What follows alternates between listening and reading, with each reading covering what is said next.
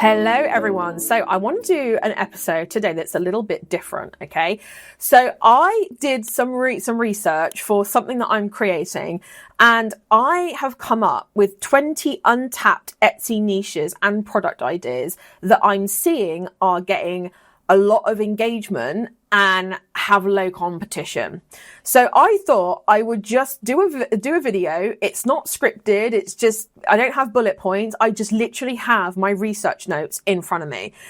So bear with me because I'm going to be running through them. I'm going to be sharing with you the niche, why it stands out, and some product ideas along with you as well. There's 20 in total. So settle in. And also just a side note to say, is that it depends on when you are watching this. So as of recording this, these are untapped. But, you know, as time goes on, these niches are going to get filled. All right. The second thing is that obviously, if you have a shop and you like the idea of one of these niches, please make sure it fits in with your target audience if you are going to take advantage of it. Because the sad fact is that if you are someone like me who has ADHD, the shiny object syndrome is real. And what I don't want the outcome of this video to be is you then start up another 2 more shops, get burnt out and burn everything down within 6 months. That's not what I want you to do. However, if you do want to stand out on Etsy, especially without blending in, these are genuinely untapped micro niches to help your shop shine for 2026. Because honestly, I do feel like these are niches that we're not going to see filled for a long, long time. Okay. So let's get into it. So number 1 is the memorial and grief support gifts. Okay. So why this stands out is that it has that deep emotional need and it also has low competition. When I sold jewelry, this was something that has been a untapped niche for a long time. So we're talking things like engraved urn jewelry, custom memory photo ornaments, all those kinds of things. Really, most handmade businesses that are watching this, you can incorporate this into your product catalog in some way, shape or form. So if you do use eRank or Marmalade or Keywords Everywhere or any kind of keyword research tool, whether you just use Pinterest and the blimmin' Etsy search bar, let's be honest, like whatever you use is fine. If you just type in memorial and grief support gifts, you're going to see exactly what I mean. And also do some Google research on this as well, because there is going to be some kind of product idea lurking within that in some way, shape or form. Okay, so just have a little look, keep an open mind, but that seems to be literally the number 1 niche that I saw that was untapped, that people are desperately looking for products to fill. Okay, the second one is adaptive clothing and accessories. So this is a huge underserved market with a serious buyer need. So we're talking things like magnetic wrap shirts, sensory friendly beanies. So I have like a sensory thing where I can only wear soft dresses. That is, to be honest, why you see me wear the same things over and over and over again, because I do find it hard if something's got a scratchy fabric or it's like a nylon coat, it literally makes my bones dance. So to have sensory friendly things, I am not seeing a lot of people doing this. And let's be honest, I feel as if it's because a lot of the pod stuff is not sensory friendly, or it's quite scratchy, or it's quite rough. So I feel like the reason why this is underserved is because if you do pod, you've only got a limited range of the things that you can stock. Whereas if you create it yourself, you can make it softer, you can make it tighter or looser or whatever people need. So just have a little look into it, because I did not see a lot that catered to this niche. The third thing is gear for niche sports. I'm not talking like golf or like football or whatever, but I'm talking like hyper specific sports with devoted communities. So things like custom pickleball paddle covers or roller derby helmet decals and stuff like that. Like really specific, but sports that have devoted community. So what I'd recommend for this is have a little look on the Facebook groups at the really obscure sports. And I believe there's also going to be groups that are like weird sports or obscure sports that you can actually just get into, have a little scroll through and see what weird sports people do. But there is a lot of stuff that caters towards like soccer, football, golf, I don't know, whatever, go-karting, but there isn't really a lot for the really obscure, kind of a little bit off-piste sports. So try that. Number 4 is cultural event decor. So things like festive yet niche cultural items that are rare. So Diwali lantern kits, Orthodox Easter egg wraps, those kinds of things where people want to search for those things, but there's really just not a lot out there. And I think it just comes down to maybe awareness of like people are looking for this type of thing. So just do a little bit of research and see, okay, what are some possible things that I could create here? Number 5 is teacher self-care gifts. There are a lot of teachers in my audience, and God knows they need some self-care. So we're talking highly giftable with a gratitude angle. So things like burnout kits, desk macrame, however you say it, inspirational art, all those kinds of things. Like, we're not talking we're going to buy a tin of celebrations for your teacher anymore. Like, we're really talking about like getting your teacher a gift that makes them go, yes, that's what I needed. Number six, which is something that I look for, is plant parenting accessories. It's a trending hobby. It has been for about 2-3 years, ever since COVID. I mean, we're not 2-3 years out from COVID now, but I feel like ever since COVID, people have got these house plants now, and they're like, ooh, it's growing, or it's got a seedling, or it's got a baby, and people are like really into it. I am that person. I had like no house plants. Then COVID hit, and I was like, house plants. I ordered a bunch, and now I love them. And like I said, it is a trending hobby. It is a growing interest. So I'm talking things like propagation station kits or laser cut plant markers and all those kinds of things. Like, really try and be creative here. Plant parenting accessories. So I actually bought like little, sounds very sad. Okay. I do appreciate that. Little like plant name kits where you can name your plants, like put a stake in its pot so that, you name it. I do name my plants. Not sorry. But I actually bought a kit because I thought it's so cute. I love it. And it just gives my plants a little bit of a personality kick. Do not judge me. So, number 7 is board game accessories. Now, we need to make sure we are not doing the whole IP infringement thing. You can't use trademark board game names in your titles, anything, any descriptions, anything within your listings at all, okay? But what I did see is that there is a dedicated audience and low saturation, meaning not a lot of people are actually doing this. So we're talking things like custom meeples, whatever that is. I didn't actually Google that. Let me Google that now. I don't know what meeples are. I'm just getting a Google tab up. Meeples, a stylized wooden shaped playing piece. Oh, I see. So like people, but oh, okay. Well, you learn something new every day. But custom meeples, handmade dice tower, dice bags, all those kinds of things. They do have a loyal fan base, and I don't feel like it's a niche that's being tapped into enough. Number 8 is exotic pet enrichment toys. I love this. I think this is so adorable. We're talking rare products for passionate pet owners. So parrot foraging toys, hedgehog cuddle sacks, all those kinds of things. So number 9 is travel themed homewares.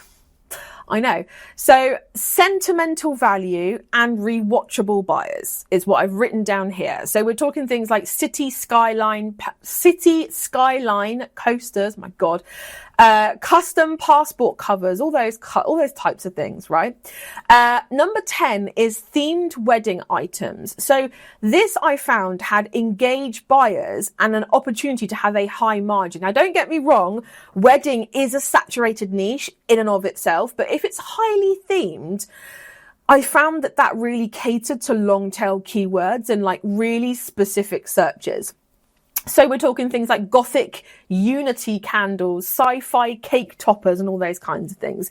You also want to make sure that, again, you're not doing the IP infringement thing. So you can't be like Star Wars cake toppers, because your shop will get a warning. It may get closed down. We all know this by now. If you don't, I have a couple of videos on my channel talking about IP infringement and what you can do and what you can't do, all that kind of stuff. So if you just search IP infringement or copyright or something like that on my channel, you'll find it. But we really want to look at catering towards those people who are planning weddings who want something a little bit different, apart from like, you know, the little people on top of the cakes, or like flowers, and, you know, something that's a little bit different. I even saw a Lego bouquet, and it had like all the different characters of all their favorite shows in there. It was really, really cool. Number 11 is kids milestone keepsakes. Now, this is an emotional purchase with a repeat potential, depending on how you do it. So we are talking first tooth boxes, and also handwritten memorial jewelry. So I used to do the handwritten jewelry side of things, and it sold like hotcakes because people love the idea of their kid drawing a picture and then getting it printed on a pendant. So that is definitely a really cool thing to do. And it is something that has that high emotional purchase, therefore less likely for people to question the price. So it's also something that has a high margin potential. Number 12 is van life / tiny home solutions. So it has a very strong niche of mobile living creators. There are so many that have cropped up in the last 2 years that are like tiny home creators or influencers, or people that are like documenting their life. They've given up everything in like London and gone and bought a tiny home on wheels, and they wheel it around the country. Really cool, in my opinion. I wish I could do that. But you know, there's a strong community there, and I think it's so severely underserved. So we're talking things like magnetic spice racks, foldable organizers, but all very specific to van life, tiny home. My mum and dad are actually converting a van into a camper van. They are very excited about it. But they are looking for stuff like really tiny, small things that does make it feel like a big home, but in a smaller space. So any way that we can kind of incorporate that into our product, it's a big deal. Number 13 is career-specific digital planners. So I actually found in the downloadable space, I found an untapped niche, which is quite rare because, as we know, digital products have exploded, especially on Etsy. And with the introduction of AI and ChatGPT, it seems like everyone is trying to push the whole, you can make 6 figures a month with the digital products. And let's be honest, it's very, very difficult because everyone is trying to break into that space. Everyone's churning out digital products, and there is not a lot in the terms of untapped, niches when it comes to the downloadable space because of AI, because of people absolutely trawling and shoving a bunch of products on there. And if you don't believe me, go onto Etsy and have a look for yourself. Like jewelry, t-shirts, candles compared to downloadable products, and you will see what I mean. Okay, there are a lot of the same when it comes to downloadable products, but career-specific digital planners seems to be it. So we're talking flexible digital niche, underdeveloped, and we're really looking at salon owner or organizer, for example, or homeschool teacher planner. So they are some things that I did see on my virtual travels, and yeah, it's definitely something where you need to get very specific, but you will have people knocking down your door because there is not a lot of sellers that really know too much about those specific careers, but also understand what those people need within a planner or product or whatever. Number 14 is upcycled luxury accessories. So a big but here. I nearly didn't include this because I thought, the IP infringement is going to go wild here. But I wanted to include it because I really wanted to kind of give you guys the opportunity to be able to research this yourself. It is a bit of a tricky one because if you have a Louis Vuitton bag, you aren't going to be able to list it under Louis Vuitton bag. You're just not, because of IP infringement, copyright, blah, blah, blah. But it's worth you researching it and having a little look, because I truly feel like it will inspire you to do other things in a very similar way. So this has kind of really sparked off of the whole sustainability approach. So some things I saw was LV fabric scrap earrings, vintage scarf collars. If you do vintage, and you don't mention the brand name, you would have to look into it, but I think that might be okay. But one thing I saw was just like painted bags, painted shoes, painted bangles, things that are not just what they are, but there's additionals to it. They're painted on, they are truly unique. So I think this really sparks the whole thing of like unique accessories rather than just your average leather bag or earrings or whatever, you know. Number 15 is gaming streamer merch. I actually really like watching gaming streams. There's this particular guy that I watch almost every night. It's just my kind of wind down, going to sleep thing. I only watch for about five minutes, but it's so relaxing. And I must say that he himself, and also others that I've seen as well, they have loyal communities with a fan-driven loyalty behind them. So we are talking like streamer icon mugs, themed neon signs, like things for people that are setting up a game room to stream or to, you know, kind of start their own thing. So that was definitely something. I do feel like there are a lot of streamers that are starting up, and is it necessarily going to be a niche in like 6 months' time? I don't really know, but it's something that I did see pop up over and over again, so I thought I would mention it. Number 16 is zero waste party supplies. I love this because as a 90s kid, I remember the amount of, and it sends me chills down my spine, the amount of waste that there used to be for like one child's birthday party. It's ridiculous, the amount of stuff that we are chucking away. And I think this niche plays into eco concerns and the fact that you still want to celebrate, you still want to do something fun.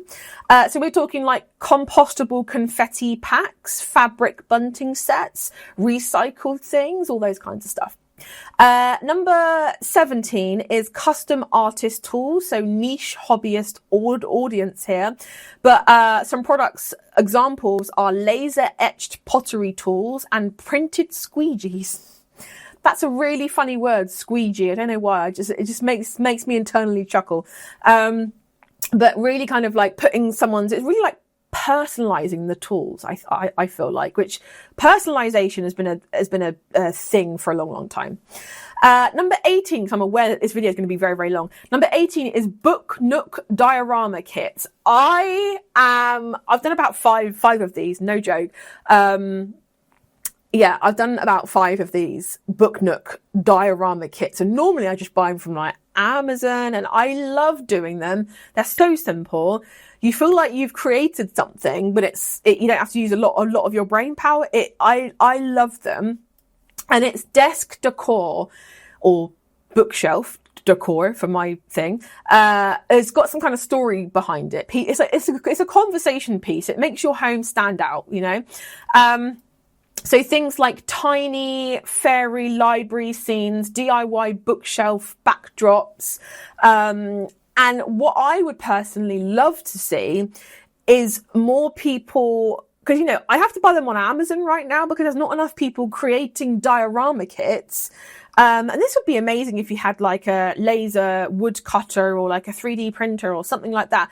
But just to allow people to create a diorama for themselves. So something like a library, or for me, I love the Japanese ones because that's that's very my style. And every time I see one, I'm like, oh, I'm going to buy that one. I'm going to do that later. I think I've still got about 4 kits like under my bed that I need to do. But I would love it if there was more of like a handmade aspect to that, which I don't feel like there is.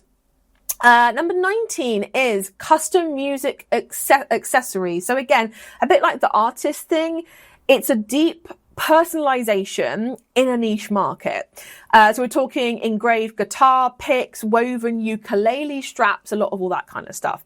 And the last one is mid-century pet furniture. Who knew? And this is for those people who love design and they love their pets. So I must say, like, when it comes to dog beds, it's kind of uninspiring. It's either like a blue one or a pink one or a cream one or a grey one. And that's pretty much the only options that you have. But what I saw was Parsons style cat towers and walnut modern pet beds. So yeah, it's definitely something that I did see that people were searching for, but there just wasn't a lot really being made. And so your homework is, I want you to make some notes on, even if you have to watch it back again or listen to it back again, I want you to make some notes and choose a niche from that list and sketch a couple of products out. Now, only if it fits in with your target audience. Like I said, we don't want to create some weird and wonderful thing that you're like, does this fit in with anything? The answer is no, leave it alone. But I would love for you to tag me in a story, in a reel, if you are sketching some things out, if you are creating some things based off of this podcast / video, and just let me know like how you're going to be using the niches, because it will be really interesting for me to kind of see how you guys respond to this. But thank you so much for watching / listening, and I will see you same time, same place next week for another episode of the How to Be a Handmade Boss show. Bye everyone. Thank you so much for tuning in today. If you love this episode, make sure you hit the follow button so you never miss the next one. And also, why not come and hang out with me on Instagram? It's at Handmade Bosses for daily tips, behind the scenes. And also don't forget, you can catch the video version of this podcast over on YouTube too. Until next time, keep going towards your handmade business goals, boss, because the world really does need those special creations that only you can make.